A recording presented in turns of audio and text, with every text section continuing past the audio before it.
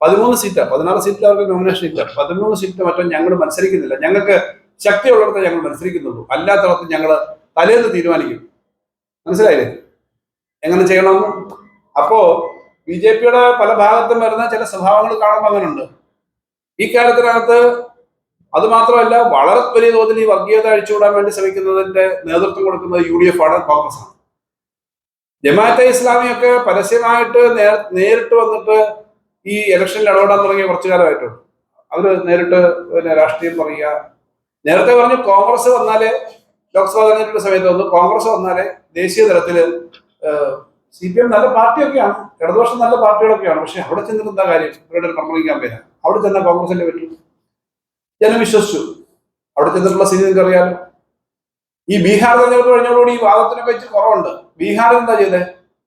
ബീഹാറില് മഹാമുന്നണി ഉണ്ടാക്കി, മഹാഗഡ്ബന്ധൻ.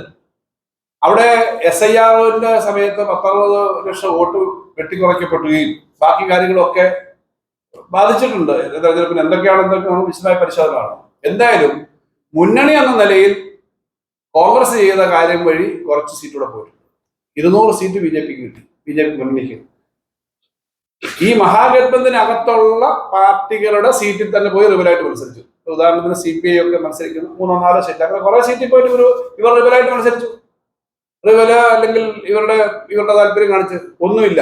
അങ്ങനെയുള്ള കോൺഗ്രസിന് ഇപ്പൊ ദേശീയ തലത്തിൽ വിശ്വസിക്കാൻ കേരളത്തിലെ ന്യൂനപക്ഷ വിഭാഗങ്ങളും ഭൂരിപക്ഷ വിഭാഗം ഒരാളും വിശ്വസിക്കില്ല. കാരണം ഇവരുടെ ട്രാക്ക് റെക്കോർഡ് അതാണ്.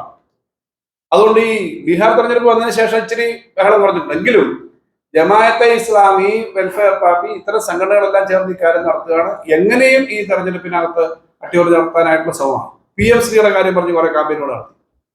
PMC-യുടെ കാര്യം പറഞ്ഞിട്ട്